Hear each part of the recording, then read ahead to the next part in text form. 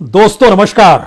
दुनिया का सबसे बड़ा लोकतांत्रिक देश जिन तीन पिलर पर खड़ा है, उन तीन पिलर का नाम टैक्स वसूली है, प्राइवेटाइजेशन है, सरकारी संपत्तियों को बेचना है।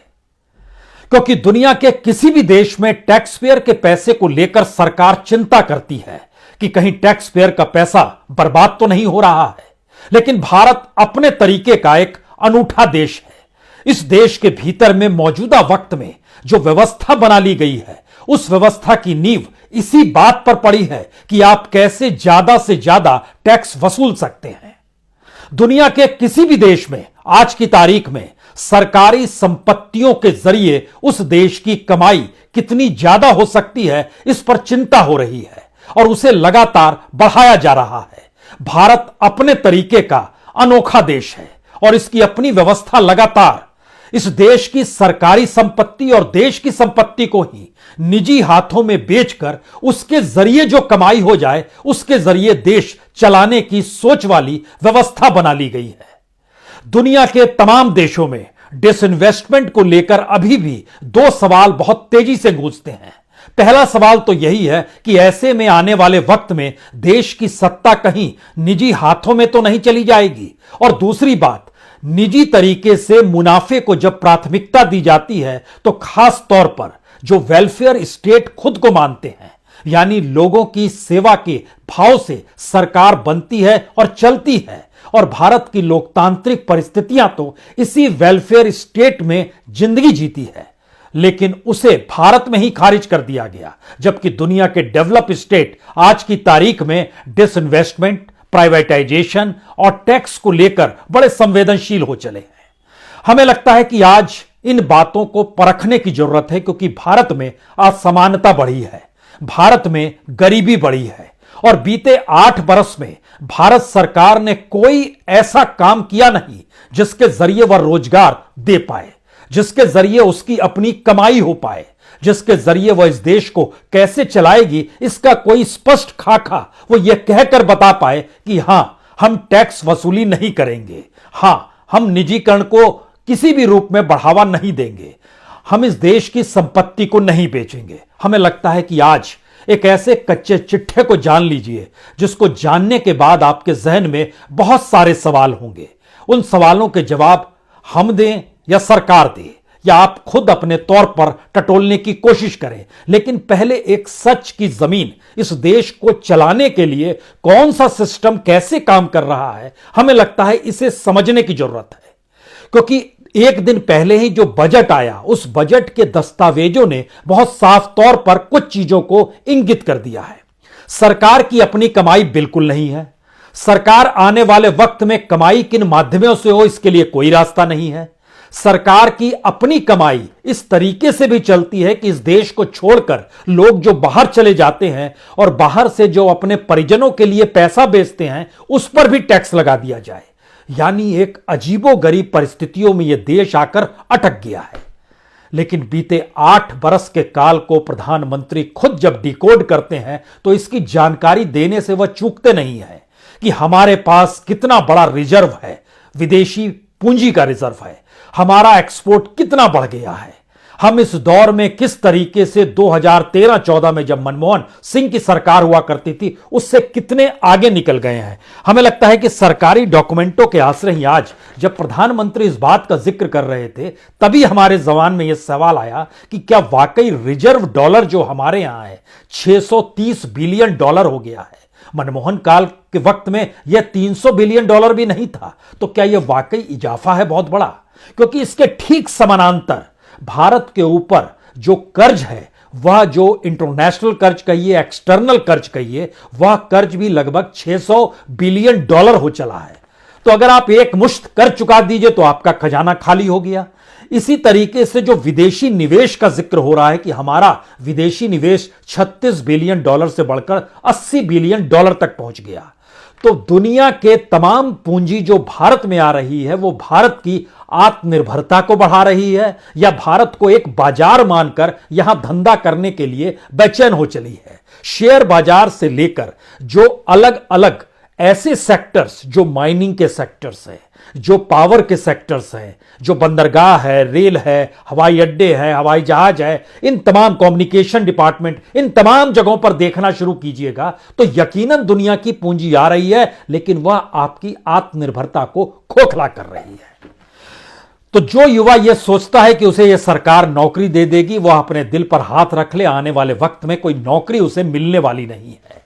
जो बैंक कर्मी यह सोच रहे हैं कि आने वाले वक्त में बैंक जो है ज्यादा मजबूत होकर उभर आएंगे, तो फिर वो यह जान ले भारत के भीतर में बैंकों का सुदृढ़ीकरण इंटरनेशनल पूंजी और इंटरनेशनल बैंक के जरिए सरकार करना चाहती है, क्योंकि उनको जब वो भारत के बाजार को खुले तौर पर दे देगी तो उनसे कुछ कमाई सरकार की भी हो जाएगी। यही अंदेशा और यही तौर तरीका है।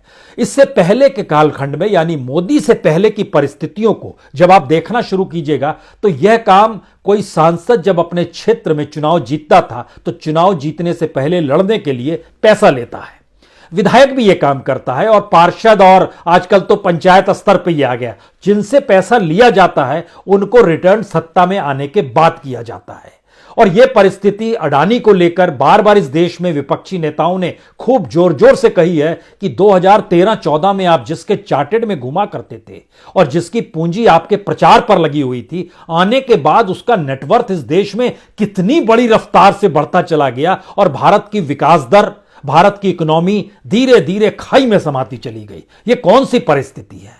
तो आइए जरा इन पन्नों को खोलते हैं, क्योंकि यह पन्ने सरकार के ही पन्ने हैं, बजट में रखे गए ही पन्ने हैं, जो कि इस देश के सिस्टम का हिस्सा बना दिए गए कि किस तरीके से टैक्स की वसूली होनी है।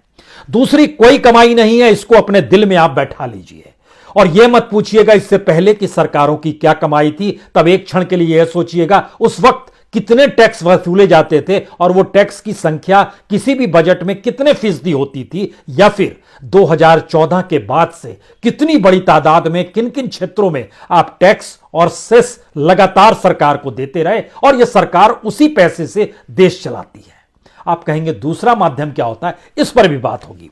लेकिन भारत में सरकार ने जो बजट बनाया है उसमें 27,51,420 करोड़ रुपए जनता से टैक्स के तौर पर वसूले जाते हैं। इस टैक्स वसूली के दौर में आपके जहन में बार बार दो ही चीज आती होगी, यह देश में बड़ा महंगा हो गया है पेट्रोल डीजल, उसमें से भी तो टैक्स वसूलते हैं। सरकार की रेवेन्यू की कमाई उससे लगभग 4 लाख करोड़ हो चली है। जो शराब पी जाती है और इस देश के भीतर में उससे जो रेवेन्यू की कमाई है वह भी तकरीबन 2.5 लाख करोड़ हो चली है, उसमें राज्यों का योगदान भी है। लेकिन जब आप एक सिस्टम ही ऐसा इस देश में बना लेते हैं कि दूसरा कोई माध्यम बचेगा नहीं, तो आप उस सिस्टम को बनाए रखने के लिए ही खर्च करते हैं। इसीलिए आपका खर्च मिनिस्ट्रीज पर होता है, आपका खर्च सैलरीज पर होता है, आपका खर्च उन इमारतों को बरकरार रखने के लिए होता है और उन इंस्टीट्यूशंस में काम करने वाले लोगों को तमाम तरीके से वेतन भत्ता मिलते रहे, जो रिटायर हो जाए उसको सुविधा मिल जाए। इसी दिशा में आप तमाम खर्च करते रहते हैं। कुछ योजनाएं अब वेलफेयर स्टेट के तहत अपने मिशन को लेकर सामने आती हैं। देखिए हम नल से पानी दे रहे हैं, देखिए हमने सड़क बना दी, लेकिन कितना देते हैं? इतना ही नहीं, इस देश के 80 करोड़ लोग जो पीडीएस सिस्टम से जुड़े हुए हैं उस पर भी आप कितना खर्च करते हैं? जो एग्रीकल्चर में फर्टिलाइजर का जिक्र होता है, कितना खर्च कर देते हैं आप? इस देश के भीतर में टैक्स पेयर का पैसा अगर खत्म कर दिया जाए और अगर सरकार टैक्स वसूली ना करे तो यह देश कंगाल है। इस देश के भीतर की मौजूदा परिस्थिति में बजट के पेपर और सिस्टम की परिस्थितियों के बीच में आज खड़े हो जाइए। सरकार ने जो 27,51,420 करोड़ रुपए इस फाइनेंशियल ईयर में जनता से टैक्स के जरिए ही वसूलने हैं, उसमें इनकम टैक्स की कीमत रखी गई 7 लाख करोड़, उसमें कॉरपोरेशन टैक्स की कीमत रखी गई 7,20,000 करोड़, उसमें जीएसटी से वसूली रखी गई 7,80,000 करोड़, उसमें कस्टम से कमाई रखी गई 2,13,000 करोड़, उसमें रोड और इंफ्रास्ट्रक्चर सेस जो जनता से लिया जाता है वह भी 1,38,450 करोड़।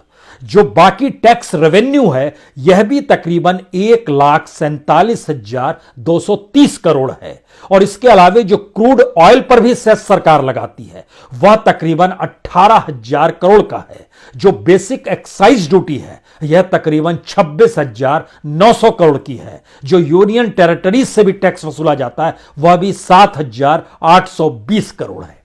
अब आप कहेंगे ये 27 लाख करोड़ के अलावे क्या वाकई सरकार की कोई कमाई नहीं है? सरकार की कमाई है।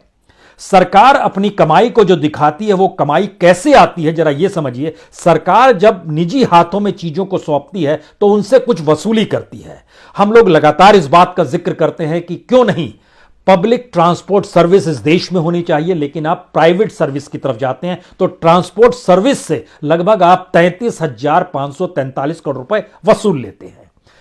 आपने इस देश में अपने कंधों से पल्ला झाड़ दिया और निजी हाथों में दे दिया। निजी हाथ उसके जरिए और ज्यादा कमाते हैं। इस देश में कितनी महंगाई है, कितनी आय है, कंज्यूमर हमारे उसकी जेब में पैसा है या नहीं है, प्राइवेट सेक्टर नहीं देखता है।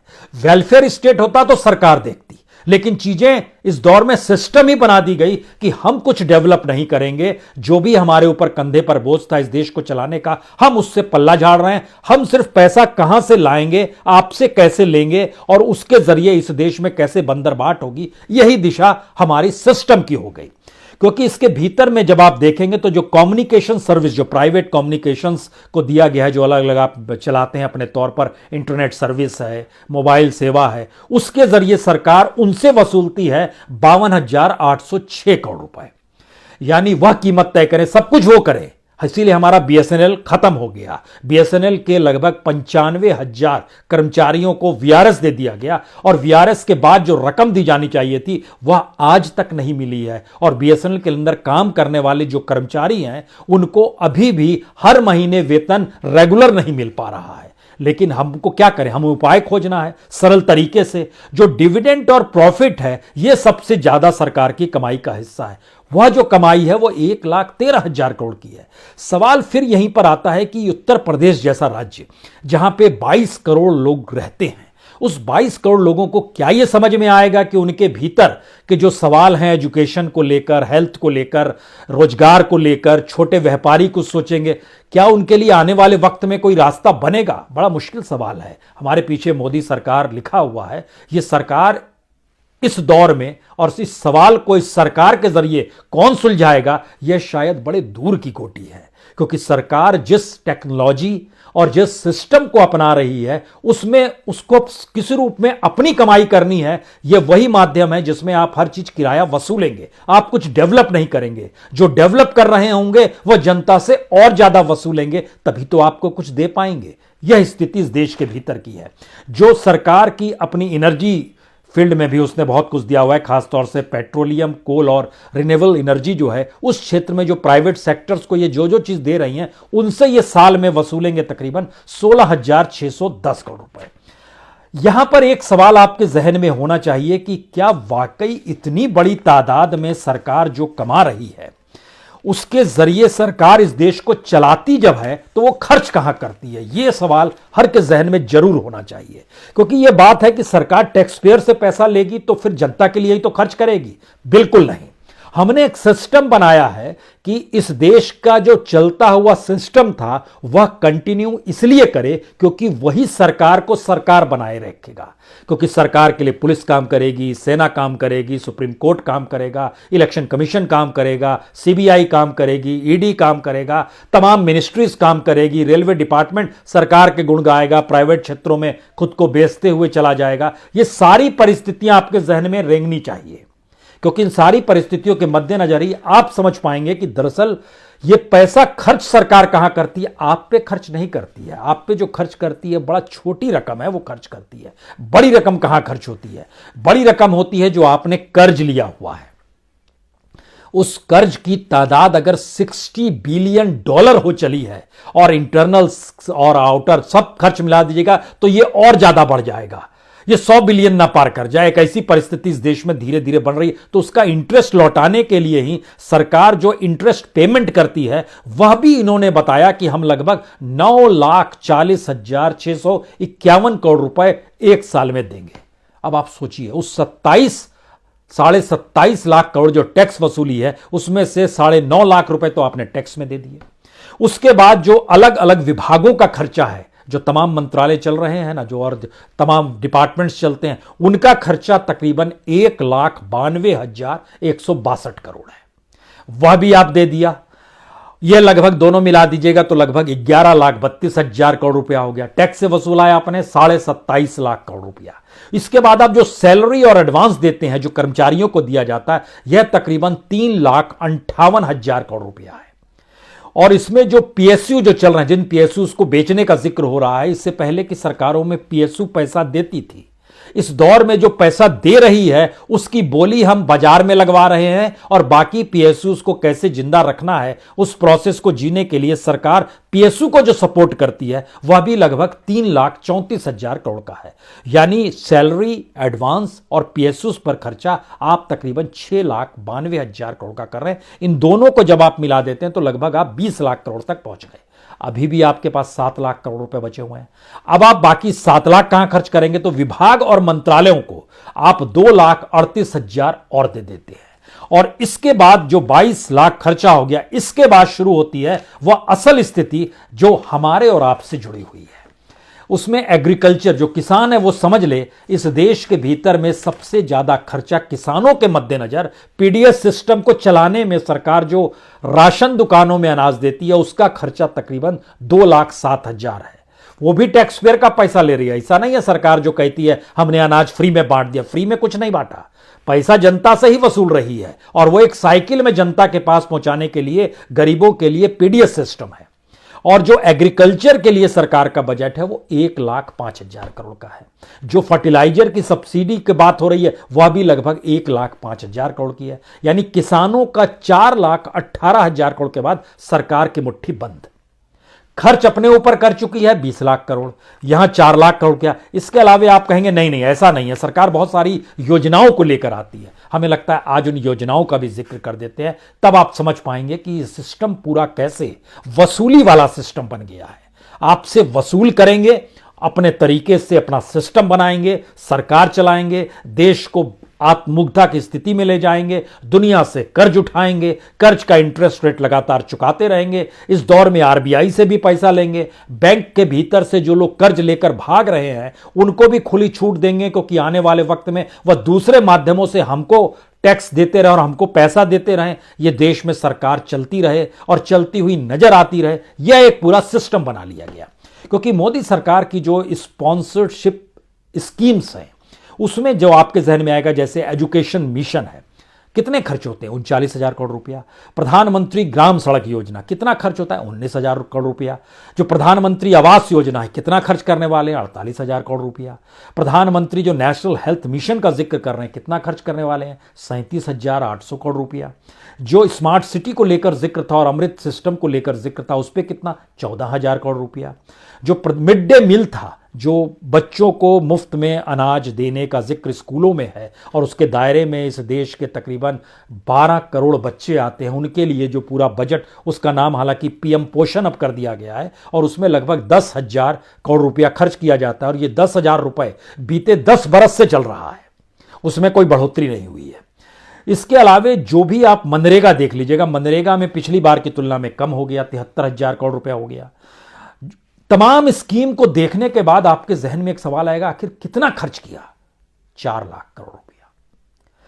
यानी इस देश के भीतर में जो कमाई का पूरा प्रोसेस है और जो खर्च का पूरा प्रोसेस है, उसमें सरकार जो अपने तौर पर बतलाते चलती है कि हमने इस रूप में इतना खर्च कर रहे हैं, इसमें सरकार जो खर्च करने की दिशा में जाती है वो पेट्रोलियम और नेचुरल गैस। अब आप सोचिए, पेट्रोलियम और नेचुरल गैस इस देश में कॉरपोरेट के हाथ में थमा दिया गया। सरकार अपने तौर पर कमाई करेगी 8,738 करोड़ रुपए। और हम जब देख रहे थे कि जिससे सरकार को अपने तौर पर जो कमाई होनी थी, सरकार ये खर्च करने वाली है 8,738 रुपए। और सरकार जो इस पर खर्च करने की स्थिति में जब वो बढ़ना चाह रही है तो वो इसकी तुलना में एनर्जी सर्विस पर वो 16,610 करोड़ रुपए, यानी जितना खर्च कर रही है उससे ज्यादा कमा रही है। कमा इसलिए रही है कि वो सब कुछ प्राइवेट सेक्टर में दे दिया, खर्च इसलिए कम कर रही है क्योंकि उसको लगता है हमसे तो कुछ चीजें संभलेंगी नहीं।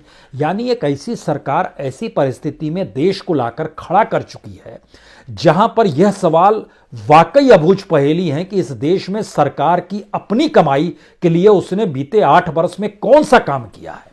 जब आप पीएसयूज को ही बेच रहे हैं और मुनाफे वाले पीएसयूज को आप पौने औने दाम में बेचने की परिस्थिति में लाकर देश को खड़ा कर चुके हैं और उसी को अपनी कमाई का हिस्सा बता रहे हैं, तो इसका मतलब बहुत साफ है कि इस देश में रोजगार नहीं मिलेंगे। इसका मतलब है कि इस देश में प्राइवेट सेक्टर जैसे मन चाहे वैसे वसूली करने की दिशा में वह भी बढ़ेगा, वह भी कीमत तय करेगा। इसीलिए एक आखिरी सवाल आप लोग के जहन में जरूर आना चाहिए, यह जो पूरा सिस्टम है, इस सिस्टम के दायरे में भारत सिर्फ बेरोजगार हो चला है। भारत के लोगों के पास काम नहीं बच पा रहा है। अपना जो पैसा उसने प्रोविडेंट फंड में जमा किया था, आप कल्पना कर सकते हैं कि बीते 8 वर्ष में इस देश में प्रोविडेंट फंड से पैसा निकालने वालों की तादाद उससे पहले के लगभग 20 वर्ष में जितने लोगों ने नहीं निकाला उससे ज्यादा इन 8 वर्ष में निकाल लिया। इसमें सिर्फ कोविड काल का संकट नहीं है, ओवरऑल निकाल लिया। और तो और बीते 20 वर्ष में काम करने वाले लोग जो काम कर रहे थे और पीएफ में पैसा जमा कराते थे, उन्होंने जितना पैसा निकाला उससे दुगना पैसा इस काल में जो पीएफ काम करते हुए लोग थे उनका काम धीरे धीरे खत्म होने लगा, रोजगार से पैसे की आय कम होने लगी तो पीएफ से पैसा निकालने लगे, यानी भविष्य निधि का पैसा वर्तमान निधि में खर्च होने लगा। और जब हम बेरोजगारी का जिक्र कर रहे हैं तो उत्तर प्रदेश में बैठे हुए ग्रेजुएट ही ये मान लें, अपने तौर पर रजिस्टर्ड ग्रेजुएट बेरोजगारों की तादाद तकरीबन 13,87,000 है, लेकिन जो रजिस्टर्ड नहीं है उनकी तादाद लगभग उसमें 20 लाख और जोड़ दीजिए, जो हर बरस के साथ बढ़ते चले जा रहे हैं। सिर्फ उत्तर प्रदेश का हम जिक्र कर रहे थे, लेकिन अलग अलग जगहों पर इसमें राजस्थान का जिक्र भी करना चाहिए। राजस्थान में भी सबसे ज्यादा ग्रेजुएट बेरोजगार हैं। बिहार की संख्या भी बहुत कम नहीं है, लेकिन 4 साल के भीतर बीते 4 साल में 1,26,00,000 बेरोजगार युवा अगर खड़े हो गए हैं, यह वो युवा हैं जो बेरोजगार हुए हैं। इसमें नए मत जोड़िए, अभी यह लोग बेरोजगार होते चले गए जो ऑर्गेनाइज्ड और अनऑर्गेनाइज्ड सेक्टर से जुड़े हुए थे। यानी इस देश में जो कमाई के माध्यम थे वह कमाई के माध्यम असंगठित क्षेत्र के भी बंद हो गए। संगठित क्षेत्रों में जहां पर वेलफेयर स्कीम चलती है, सोशल सिक्योरिटी मिलती है, वह चीजें तो धराशायी हुई ही। जहां पे सोशल सिक्योरिटी नहीं और दिहाड़ी का मजदूर था, उसकी भी स्थिति नाजुक होती चली गई। और जो सरकार बार बार रोजगार को लेकर मुद्रा योजना का जिक्र करती है, उस मुद्रा योजना का सच यही है, अगर आप एवरेज निकालिएगा तो सरकार ने मुद्रा योजना में हर व्यक्ति को एवरेज जो दिया है वो 22,000 रुपए दिया है। तो 22,000 रुपए में आपकी जिंदगी में कौन सा बिजनेस खड़ा हो सकता है या कौन सा रोजगार आप खड़ा कर सकते हैं, यह कोई बता दे तो बड़ी बात है। क्योंकि उस 22,000 की परिस्थिति यह है कि राष्ट्रपति भवन से जब राष्ट्रपति का रेला निकलता है, जब पार्लियामेंट तक जो इस बार बजट सत्र में आया, उसी पे 22,000 से ज्यादा का बजट खर्च हो गया। प्राइम मिनिस्टर जो निकलते हैं किसी भी रैली करने के लिए, उस रैली पर जो खर्चा होता है वह 1 करोड़ प्लस में आ जाता है। तो आप क्या करेंगे? यानी इस देश के भीतर में इकोनॉमी को समझने और संभालने की परिस्थितियों से दूर हम एक ऐसी परिस्थिति में देश को खड़ा कर चुके हैं जिसकी डेमोक्रेसी वसूली पर टिकी हुई है। और इसके भीतर का सच क्या है? इसके भीतर का सच है, बार बार इसका जिक्र होता है कि हम लोग कोरोना काल से बड़े प्रभावित हो गए। तो हमें लगता है कि कोरोना काल से पहले की परिस्थिति में अगर आप चले जाइएगा तो जैसे सितंबर आप चले जाइए 2017 में इस देश के भीतर में तकरीबन 27 लाख लोग बेरोजगार थे। वह बढ़ते बढ़ते 2020 में वह 27 लाख 30 लाख तक पहुंच गए। 30 लाख बढ़ते बढ़ते अब 40 लाख तक पहुंच गए। और हर 5वां शख्स जो है इस देश में जो ग्रेजुएट है, अगर वो बेरोजगार है 2017 में और आज की तारीख में हर तीसरा ग्रेजुएट अगर बेरोजगार है, तो आप सोचिए कौन सी स्थिति बन गई है। यानी 2014 से 2017, 18, 19 तक भी चीजें संभली नहीं थी, उसके बाद और बिगड़ी है। लेकिन उस दौर में इतनी बिगड़ चुकी थी कि अब आपसे संभाले नहीं संभल रहा है। और यह डाटा इसलिए महत्वपूर्ण है क्योंकि उम्र के लिहाज से अगर आप देखिए तो ओवरऑल जो CMIE का डाटा है वो कहता है कि 3 करोड़ लोग बेरोजगार हैं, 3 करोड़ 30 लाख लोग। अब आप देखिए 2020 में कोरोना की शुरुआत होते समय जो बेरोजगारों की संख्या थी वह 2 करोड़ 93 लाख थी। तो आप 3 करोड़ पार कर गए तो आपके जहन में आएगा अच्छा 7 लाख ही तो पार किए हैं, यकीनन। तब आप आइए 2017 से कोरोना काल तक के बीच में आइए, उस कालखंड में इस देश के लगभग 1.25 करोड़ लोग बेरोजगार हो गए। हम कौन सा सिस्टम चला रहे हैं? हम किस सिस्टम की परिस्थितियों को इस देश का सच मान ले रहे हैं? प्रधानमंत्री खुद जब डिकोड करने बैठते हैं तो बतलाते हैं हमने क्या क्या कर दिया, लेकिन यह बताने से वो बार बार चूक जाते हैं कि वो सेलेक्टिव हो जाते हैं। सबसे बड़ी मुश्किल इस दौर की यही हो गई है, जो भी बतलाता है वो सेलेक्टिव होकर बतलाता है, जो उसके हित का है वह बताया जाएगा। मसलन हम इस बार प्रधानमंत्री ने जब सेलेक्टिव हो रहे थे तो उन्होंने बोला कि हम 9 करोड़ ग्रामीण घरों में जल्द से नल पहुंचा देंगे। उन्होंने इस बात का जिक्र किया कि 80 लाख घर बना देंगे। एस्पिरेशनल जिलों का जिक्र कर रहा था कि शिक्षा, स्वास्थ्य, हेल्थ, सड़क सबका हम कमाल कर देंगे और ब्लॉक स्तर पर पहुंच जाएंगे। लेकिन यकीनी तौर पर इस देश में जो सामाजिक और आर्थिक परिस्थितियां हैं उसमें 3 सवालों का जवाब दे पाने की स्थिति में कोई नहीं है।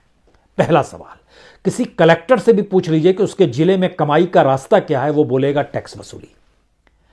किसी कलेक्टर से पूछ लीजिए इस देश के भीतर में कि रोजगार की परिस्थितियां क्या है, वो बोलेगा हमें नहीं पता है। किसी से भी पूछ लीजिए कि अगर आपके हाथ से रेवेन्यू जो पेट्रोल डीजल का है और जो शराब का है वो छीन लिया जाए तो कैसे चलेगा, वो बोलेगा हमें नहीं पता है।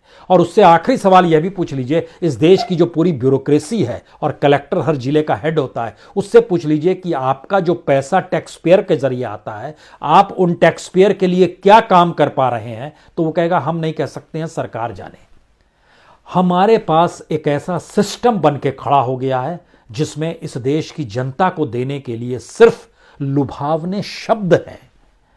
यह कल्पना के परे है। इस देश के भीतर की परिस्थितियां धीरे धीरे कर्ज के आसरे इसलिए फैलती चली जा रही है और दुनिया इसलिए कर्ज दे रही है क्योंकि भारत के भीतर का एक तबका जिसके पास इस देश की 50% संपत्ति है, जो 1% ही चलेगा, लेकिन वह उस मार्केट का राजा है जिस मार्केट पर कब्जा करने के लिए दुनिया की तमाम बड़ी बड़ी कंपनियां और दुनिया के तमाम देश इस बाजार पर टकटकी लगाए बैठे हैं कि हम यहां पर किसी तरीके से घुस जाएं। और यहां पर जो कंज्यूमर है, जो 1% सही, 1% का मतलब भी 1 करोड़ से ज्यादा होता है।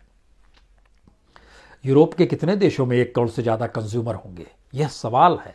यानी भारत के भीतर में जब जिक्र प्रधानमंत्री अंतर्राष्ट्रीय मंचों पर कहते हैं 138 करोड़ का देश, तो यकीन जानिए उनके जहन में सिर्फ 1.25 करोड़ लोगों की बात होती है। वह भी नहीं, उसमें भी उन्होंने सेलेक्टिव प्लेयर्स चुन लिए हैं, उसी के आश्रय इस देश को चलाया जाए। एक ऐसी परिस्थिति में देश को लाकर खड़ा किया जा रहा है। इसीलिए जो बेसिक न्यूनतम जरूरतें इस देश के सिस्टम से जुड़ी थी वह भी प्राइवेट हाथों में देने से सरकार हिचक नहीं रही है, क्योंकि सरकार अपने तौर पर डेमोक्रेसी के 3 मंत्र को मानती है: टैक्स वसूली, रेवेन्यू का जुगाड़ हर हाल में, और सरकारी और देश की संपत्ति को निजी हाथों में बेचकर उनसे कमीशन के तौर पर लेने की सोच। यही है इस देश का सच। बहुत बहुत शुक्रिया, बहुत बहुत शुक्रिया।